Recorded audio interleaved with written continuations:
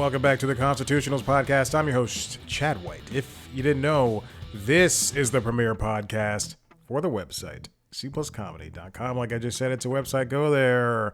Here we are, episode 330. I'm scratching both sides of my mustache. And nothing's changed. Good Lord. Yes, we are back. Real quick, well, I'll do a promotion up top. I just released an episode of this show featuring a couple of cast members from what's it called? The Hunting Party. Sarah Garcia, Josh McKenzie, Patrick Sabangas. That wasn't meant to be a joke. Sabangi. I'm pronouncing it right in my head, his last name. And then it turns out my mouth was not doing the things that my brain was telling it to do. It's a wonderful set of conversations. Yes, it was a press day thing. But here we are doing it again. Check it out. It's again, listen to it. Watch the video version of those interviews under the interviews on youtube.com/cpluscomedy. Let me check the numbers. Ooh.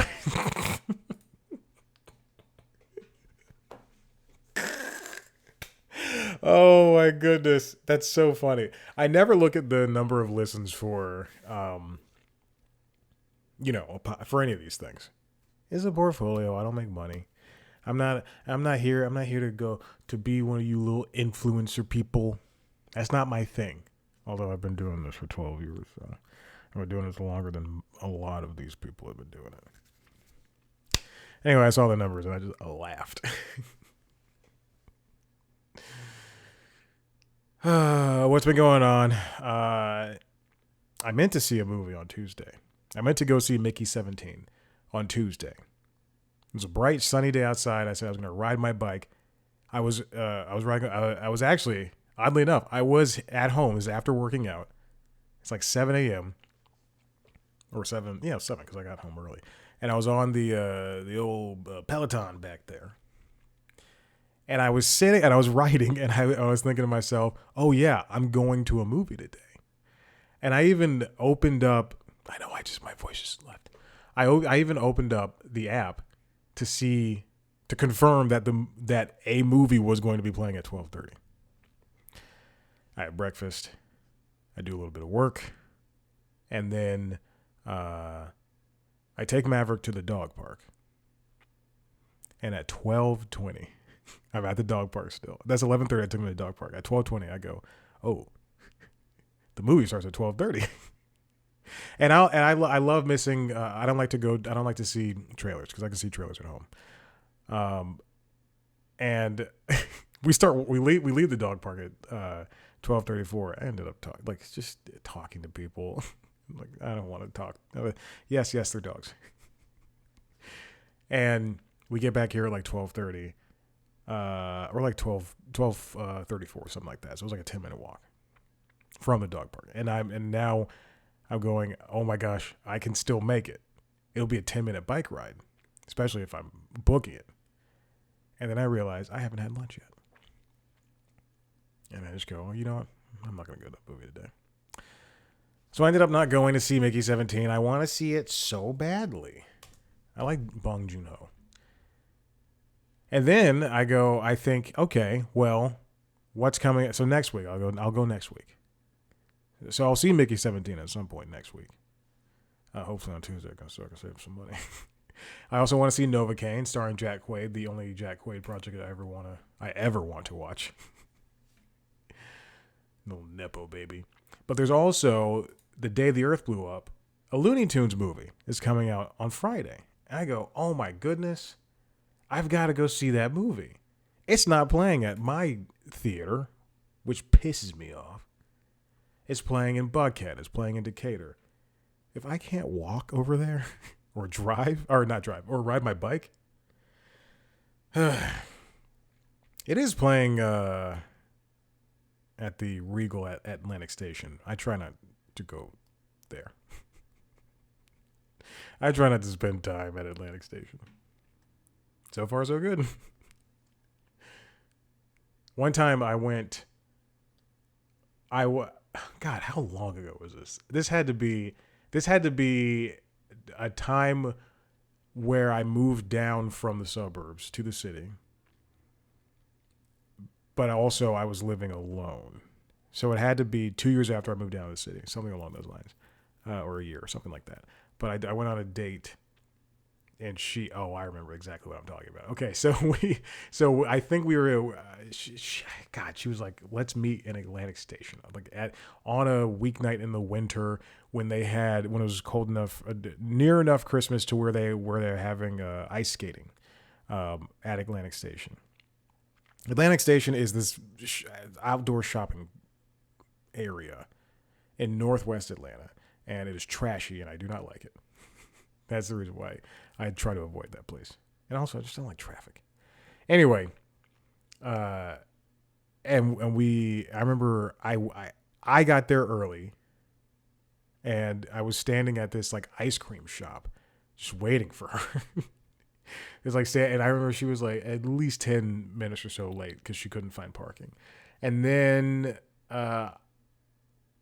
she finally got to the shop, and I think we got ice cream. I don't remember that, but I remember we were walking around Atlantic Station, and we were supposed to go ice skating, but the amount of people on that tiny rink, it's not like 30 Rockefeller Plaza, where they freeze over the water, and they freeze over the water. they put the ice rink in the middle of the plaza. It's way smaller than that, and we were kind of looking at each other like, do you want to go there? No.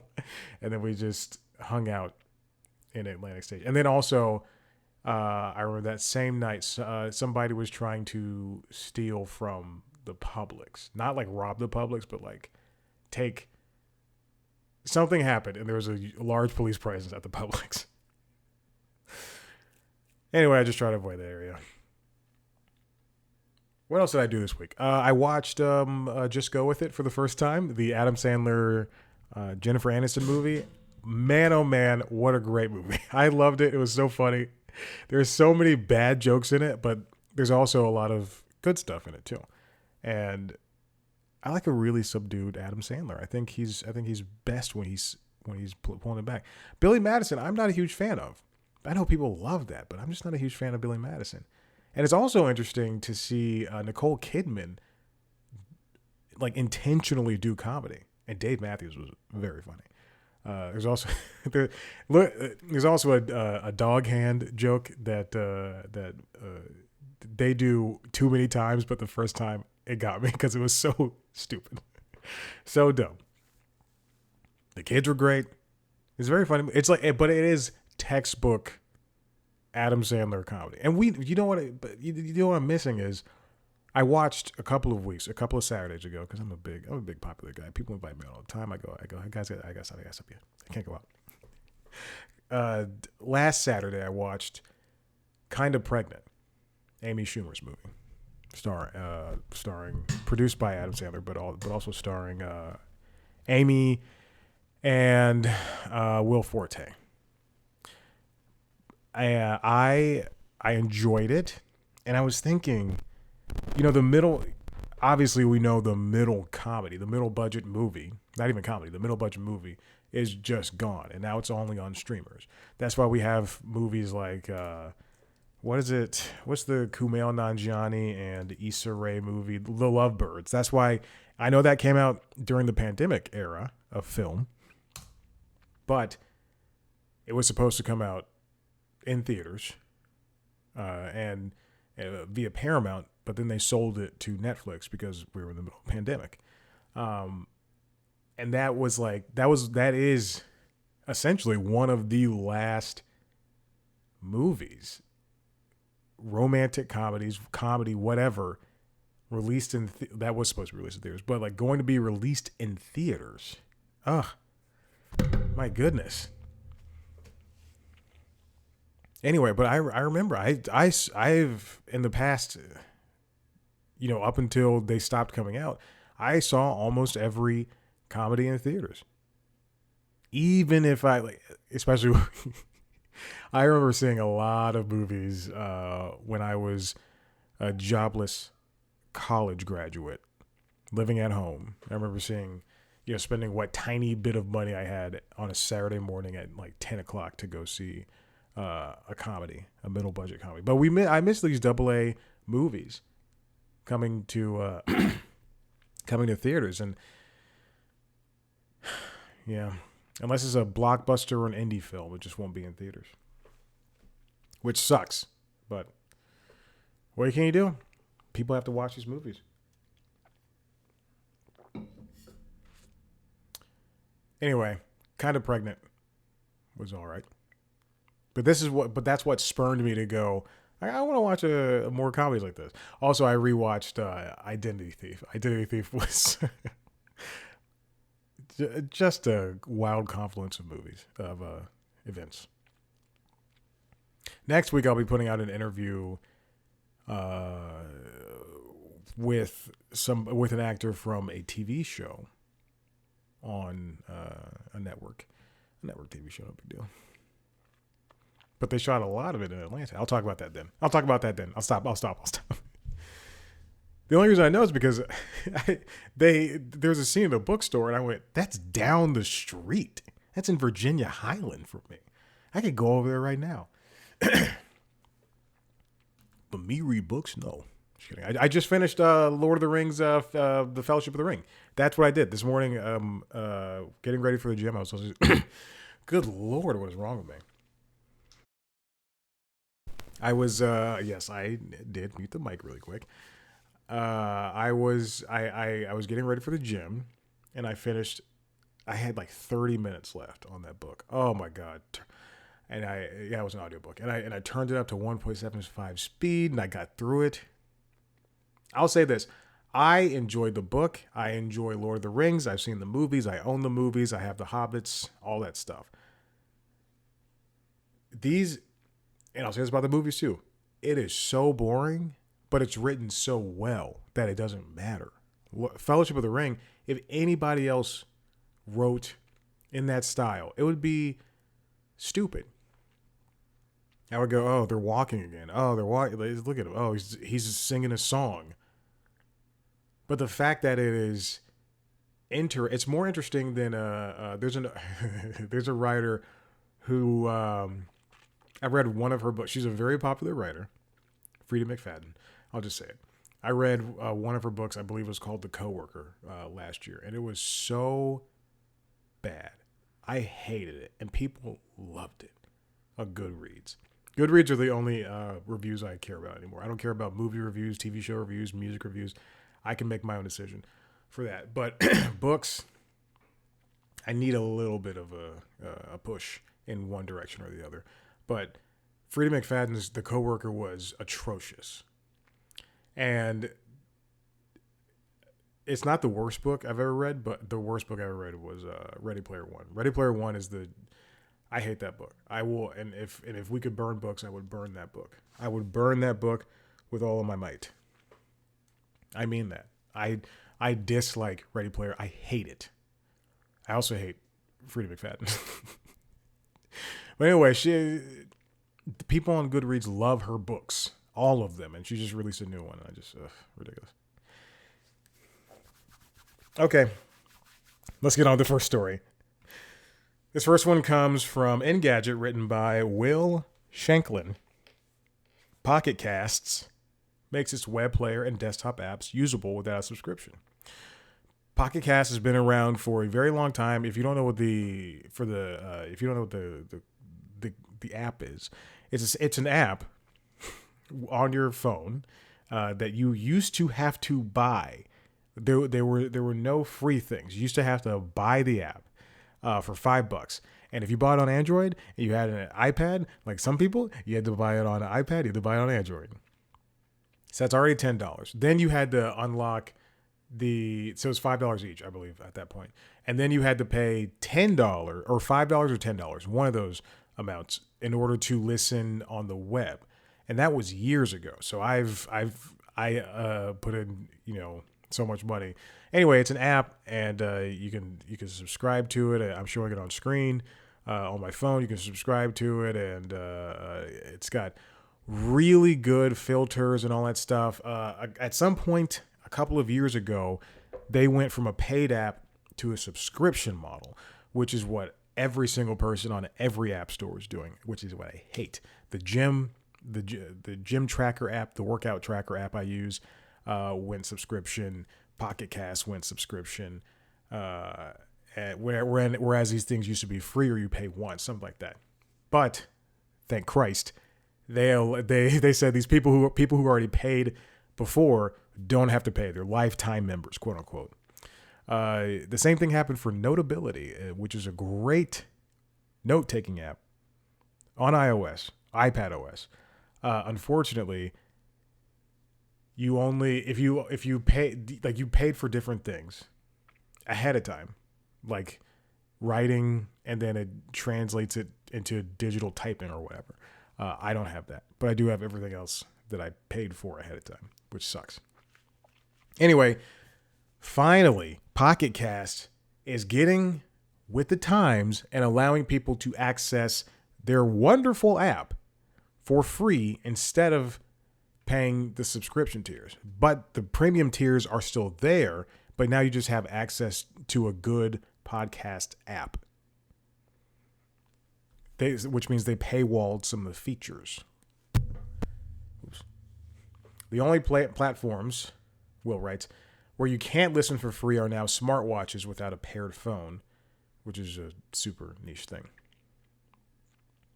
So you used to have to pay $4 monthly or $40 annually. Now you can check in on your favorite podcasters on your Mac or PC without paying a dime. There are already ways to subscribe to podcasts. You could have done Apple Podcasts if you're an iOS user. You could have done YouTube Music or Google Play Music or YouTube or whatever. You could have done Spotify. But Pocket Casts is such a better platform because if you have an iPad and if you have a phone, then you can listen between the two. Sometimes there's some shows don't play on my computer. Some shows, sometimes it doesn't really sync all well, but it's whatever. But Pocket Cast also offers a lot of great things. Will writes, is it Will? Have I been saying Will? Yes, Will. Okay. That there's a clean UI, which is true, which I just showed you. Silence trimming, and yeah, sometimes when there are pauses, like there was one earlier in this podcast when I was clearing my throat, or silence, then it'll just cut that out. Voice boosting features, queue management. Pocket Cast is great. The notable the features that are gate kept under subscription, still on Pocket Cast, will maybe entice you to subscribe. The Plus tier adds a shuffle feature, bookmarks, the ability to pre-select chapters, 20 gigabytes of cloud storage, watchOS and Wear OS apps, which you can use for free as long as the content is streaming from your phone. I don't know if I have a shuffle feature. Or I know I have bookmarks. I'm almost positive I have bookmarks. I don't know if I have a shuffle feature. That'd be fun to have for, like, I don't know, Doughboys or Never Not Funny, which are like the only two podcasts I listen to, and The Journal. Let me see. I don't know if I have a shuffle feature. That's so interesting to me. I'll look at that later. I have bookmarks, so I might have shuffle. And 20 gigabytes of cloud storage. I wonder what that entails. The Patron tier offers early access to features, 100 gigabytes of cloud storage, extra icons, and most importantly, a profile badge. Oh, interesting.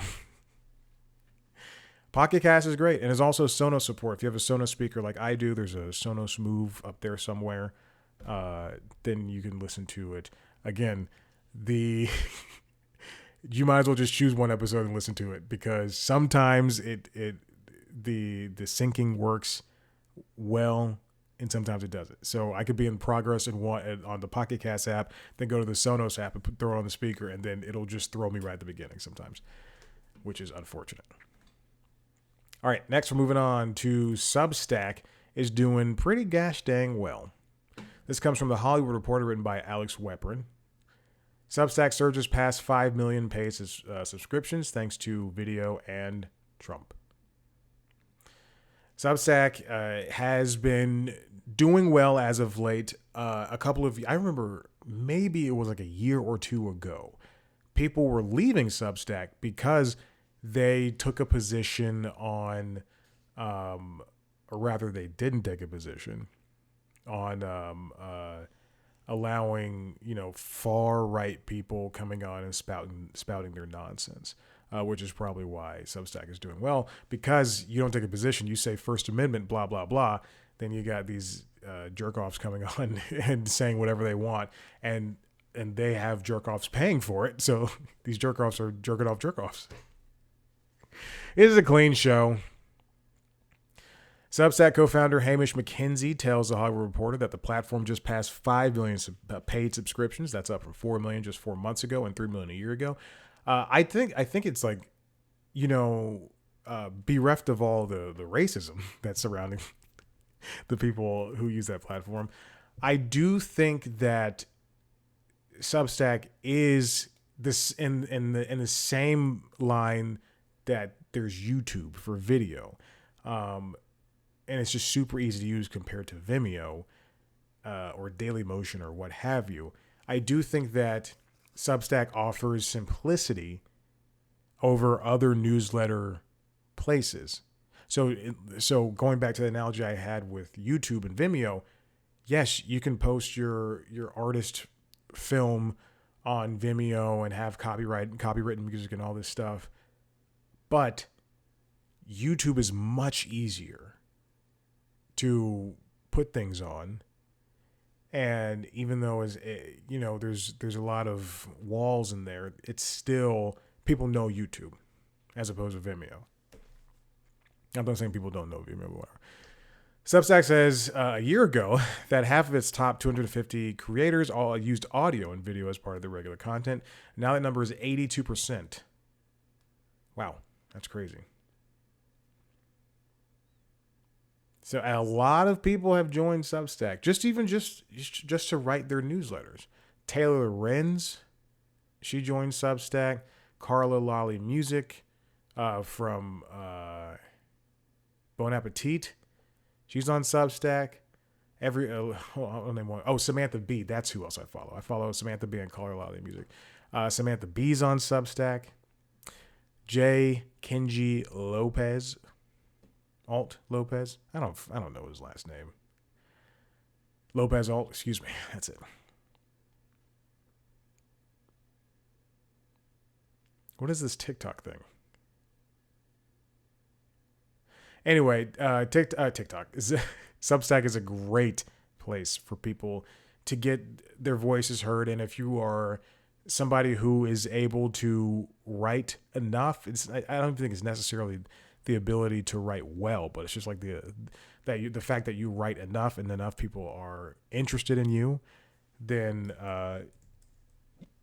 you'll do well. Now I say Substack is what it is, but there's other people like Oliver Darcy who created status.news, and he is one of the most well-known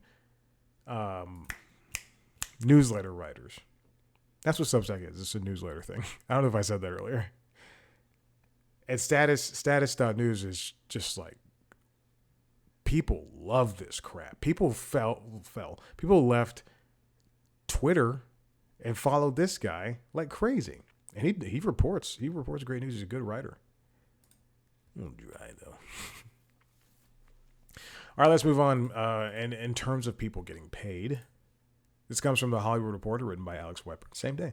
Top YouTube creators to hold their own upfront event and bid for TV ad dollars. Sometimes my brain gets ahead of my face. Ahead of my mouth. Whatever, who cares? The upfronts, the television upfronts, will be happening in a couple of months here. They happen twice a year. And essentially what it is I think like 3 times, maybe 3 or 4 times. I don't know. They happen a couple of times a year, a year. What the upfronts are companies like Disney, Warner Brothers, Paramount, Fox. They're all taking their entities, their television entities, and it has to be television-based entities, over to New York, LA, whatever, but to show off to investors, to ad people, hey, you should buy time on our network because this is what we're going to have to offer. And then oftentimes they get stars of the network to host their upfronts. So Jimmy Kimmel's hosted for ABC. And they talk about, we've got 2 seasons of The Bachelor and The Bachelorette coming. We've got these brand new shows. We've got returning shows, and they had these ratings and stuff like that. And they're going to be great for you. In the same vein, they'll also be talking about, this is what we have for Disney. This is what we have for Disney Plus. So ad people will then go, oh, okay, well, we're going to advertise Hydro Flask over on Disney Plus because a lot of adventure people, and Nat Geo, because a lot of adventure people watch both of those things, things like that. That's a real dumb summation of it, but whatever. So now we have YouTubers who are making money on their platforms, and they're going to be doing the same advertising of themselves to advertisers. Mr. Beast, Dude Perfect, Ryan Trahan, Kinigra Dion, Rebecca Zama, I don't know these people, Jordan Matter, and Colin and Samir are confirmed to participate in this creator-focused thing. The creator-focused firm, Spotter, is behind the event, which is called the Spotter Showcase, and will be held in New York on March 27th. Colin Samir will lead conversations with creators and will also produce the event alongside Spotter. More than 150 CMOs of major brands are expected to attend alongside the creators. CMOs, I believe, is Chief Marketing Officers. Perhaps most notably, the creators will also pull back the curtain for the first time, unveiling content slates. For someone like Mr. Beast, he can say, hey, we've got, I'm not sure if this is true, but we've got season 2 of Beast Games coming. And I've got in the pipeline 20 videos that will be coming out over the course of the next 20 weeks.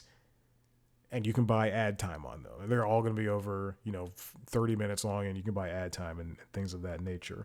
You can advertise on our apps. It's just a way for these people to get to market themselves in front of marketers. Spotter says the creators, quote, will share their content calendars, formats, tentpole series, audience data, and upcoming ideas. What is going on? It's a good idea, even if I don't like a lot of these people. It's a good idea for them to open up new business opportunities for themselves. Spotter partnered with Amazon last year in an agreement that would also give creators, quote, compelling new business opportunities with the tech giant. These people are businesses themselves, and it's a wonder that this is happening. I still have my Atom tickets open, looking at The Day the Earth Blew Up, a Looney Tunes movie. I want to support the movie because at least Warner's putting this out versus Coyote versus Acme, which they did not put out, and it's sitting somewhere, just like the same thing with Batgirl. Just release the movies. All right, and finally, this comes from The Hollywood Reporter, from Ethan Millman.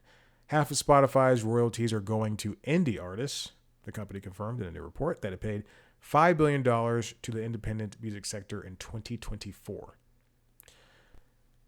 Apparently, Spotify paid $10 billion to music rights holders last year. And of the $10 billion, it paid $5 billion to indie labels and artists, which is a $500 million increase from 2023. We know that, I think recent, hold on. I don't want to report fake news, because a story that I read was Snoop Dogg said he's never seen a cent from Spotify, so he went over to he doesn't really pay attention to all that stuff. And then Spotify was like, wait a minute. We've never seen you in the meetings, or, we always send you the checks or whatever, something like that.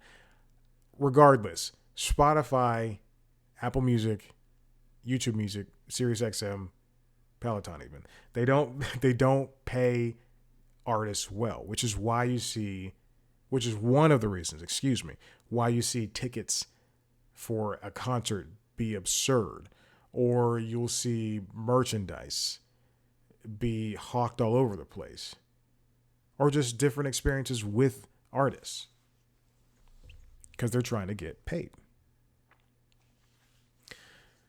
Now, this $5 billion to indie labels and indie artists rather is a very interesting quote because it makes it seem as though every single one of these artists is getting paid the same, like across the whole $10 billion pie.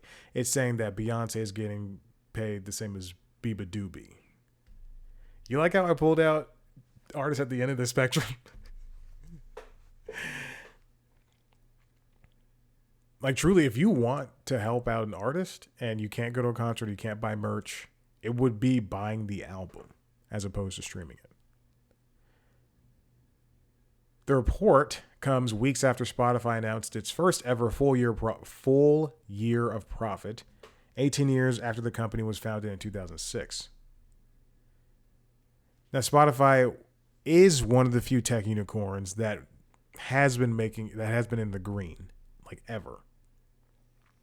Spotify launched this loud and clear initiative back in 2021, which is the thing that announced that they paid $10 billion out. In an effort to increase transparency with artists and contextualize how the streaming service pays for music. Every 1,000 or however many streams, that person gets paid a cent. More or less. Probably less. While Spotify and the streaming era have helped reinvigorate the record business after years of decline amid rampant piracy in the 2000s, the company has received consistent criticism from artists, particularly smaller independent artists, about paltry sums for their streams.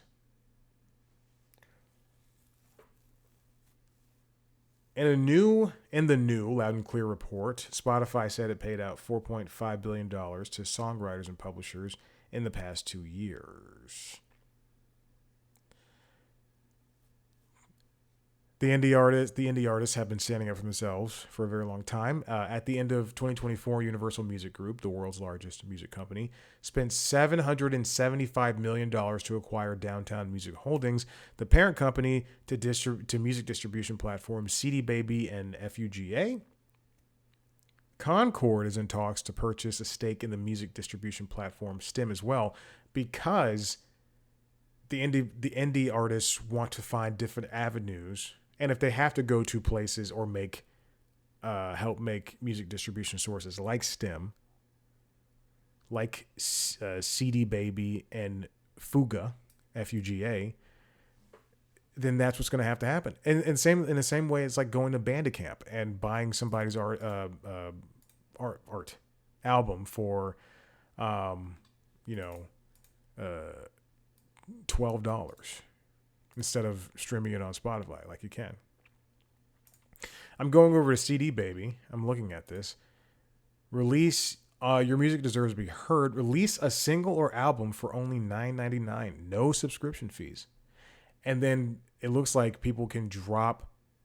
So if you're an indie artist, if you have a band called like the Beatles 2, and you want to be able to distribute your music, you just go over to CD Baby, distribute your music via that way. And then they'll pay you based on how much you make. Interesting. That's cool. But anyway, music distribution platforms are important, and it's tough, especially when you are somebody who's just trying to realize a dream and make it somewhere. Now, if that's true, this comes from Jim Oswald at Variety. If Spotify paid over $4.5 billion to music publishers in the last 2 years, why are songwriters still struggling?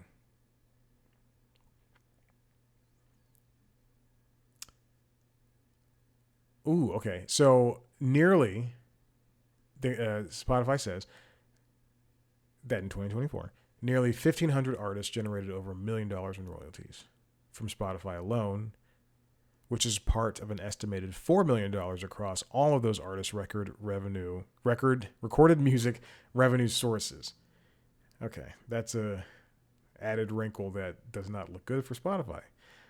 Because of those 1,500 people, who's making the most, who's making the little, that's just like a number. It's like when Netflix says, 40 million people watched Stranger Things season 3 when it premiered within the first week for the first 20 minutes.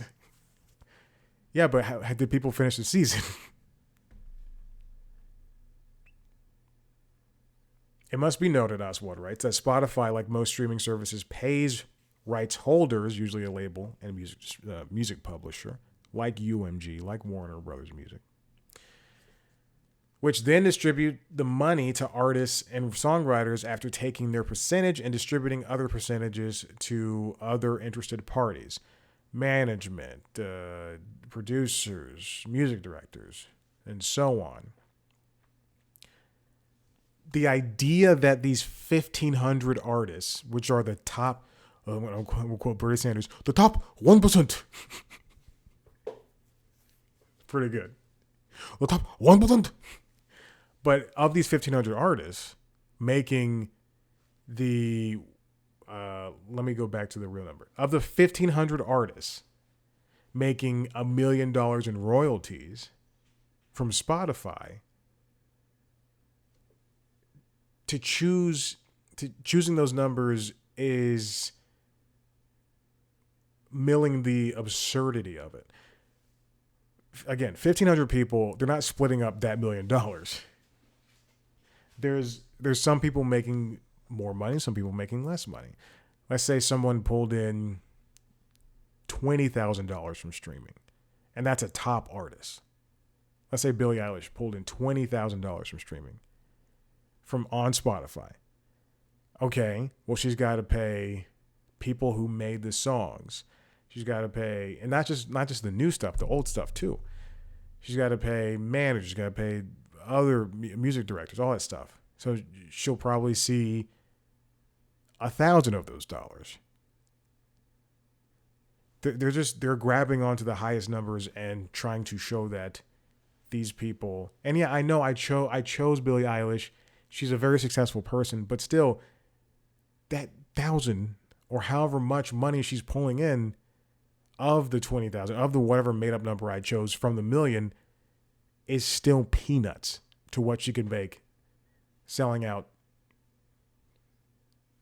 an arena. I couldn't think of one. I could not think of one venue. The report says the number of artists generating royalties at every threshold on this site, Spotify, from $1,000 to $10 million per year, has at least tripled since 2017. Doesn't make sense.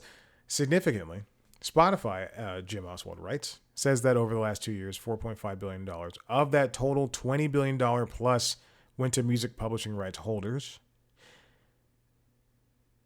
It says that they've hit a peak, seeing in 2024, hit a new peak in 2024, seeing double-digit percentage growth compared to 2023. That songwriters, through their publishers, performing rights organizations, and collecting societies are generating record-breaking revenues, blah, blah, blah. But there's a 2024 report from... What is it? Sorry. It's called Songwriters Take the Stage from Media Research. Is a London. Yeah, I could have. I dug so deep, and the sentence is right here in front of me. 2024 from Media Research, that's London-based marketing intelligence, said that approximately decimal point 0.004 cents synth of a synth generated per stream is divided like this. The recording side, including the label, the distributor, the artist. So the label, Universal Music Group, rather. Distributor, Spotify. Artist, Billie Eilish, gets 56%. The streaming service, Distributor is not that. The distributor would be like CD Baby or whatever. So I'll go with CD Baby. Gets 56%. The streaming service, Spotify, gets 30%. And the publishing side, including the publisher, the performing rights organization, such as BMI, and the songwriter, gets just 14%. So imagine splitting up that 0.004 among all those people, all those entities. Now you can multiply, I'm going to get on my calculator here. You can multiply 0.004 times, let's say, 1 million streams. That's $4,000. $4,000 divided times 56%, 2,240. And then the streaming service gets 30% of the rest. And then the 14% for the songwriter or the publisher or whatever. And again, that's if a song is played 1 million times. And that's the A-list of the A-list of the artists. Of that 14%, the songwriter gets 68%. The publisher gets 17%. The pro gets 15%. The report continues. But those numbers don't take into account the fact that most hit songs these days have 3 to 12 writers. All right. So if Taylor Swift releases Look What You Made Me Do, and it's got hints of notes from the Right Said Fred song, I'm Too Sexy, well, then they're credited as songwriters. So I'm going to look up who wrote Look What You Made Me Do. Songwriters. Jack Antonoff is the producer. Songwriters include Taylor Swift, Jack, Fred Fairbass, Richard Fairbass from Right Said Fred, and Rob Manzoli. And then producers are Taylor and Jack. Again, I'm choosing the biggest artist. So imagine splitting up 68% of the 14% of the 0.004 managers, other parties do this. It's in a lot of ways, it's not worth it, even for the biggest artists. So people are still struggling when you take into account the streaming aspect. So Spotify can say, we paid so much money to all these people, but Biba Doobie is not making the same as Beyonce. And yes, I understand there are two different levels, but the fact is, these smaller indie artists, Sleigh Bells, Camp Cope, a lot of women driven. Look at me. Father John Misty. I know he's not really indie anymore, but whatever. In recent years, songwriting and publishing streaming rates have been rising. For the 2023 to 2027 period, the CRB increased the rate paid to songwriters and music publishers by 23% to 15.35% of a streaming service's U.S. revenue.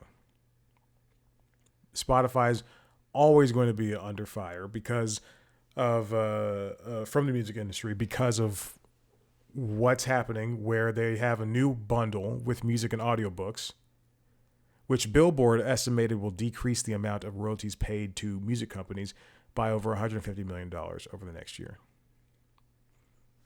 So to me, it sounds to me, if you want, based on that last sentence, because of its new music and audiobooks bundle, they're splitting up royalties between those, and then the musicians will give them less royalties if people sign up for that new bundle. It's crazy. That's what it sounds like to me.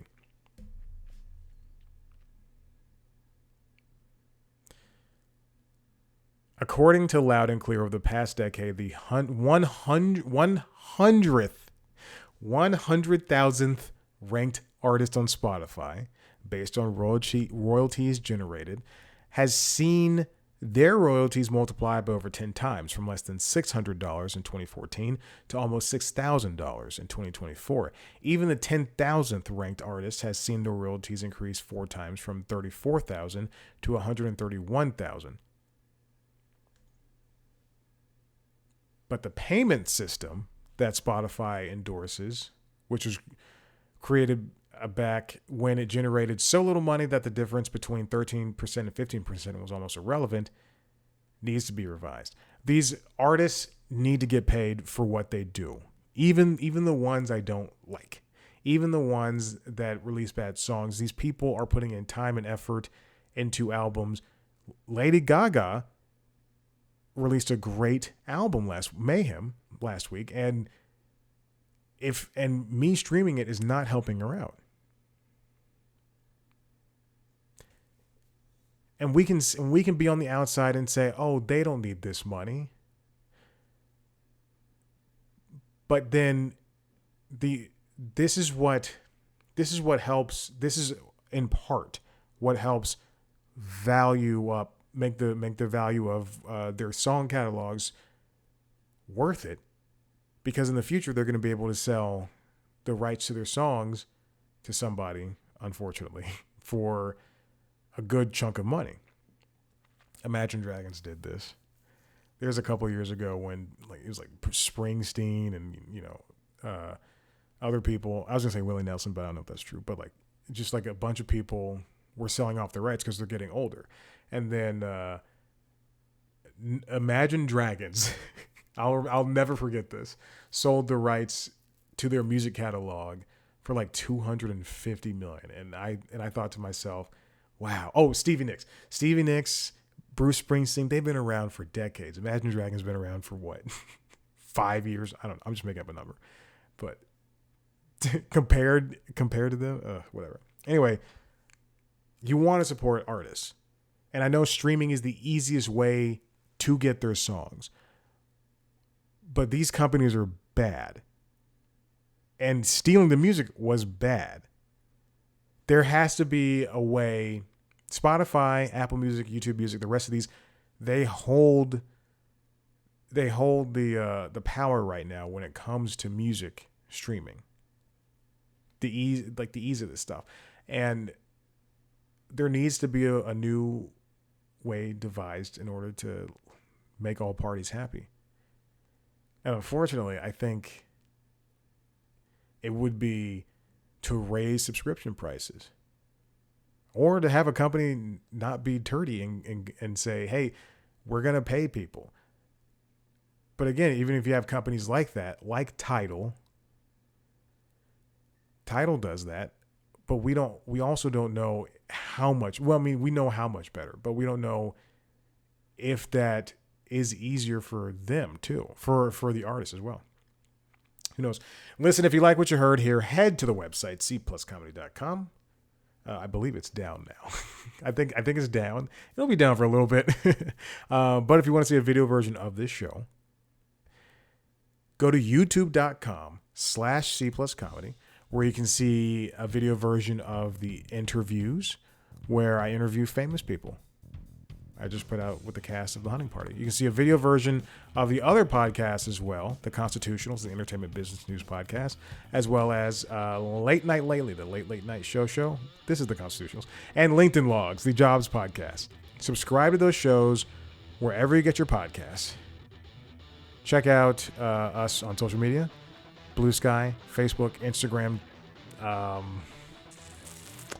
TikTok, @CPlusComedy. Me on those platforms, @ChadBlackwhite. Thank you so much for listening. We'll see you next time. Bye.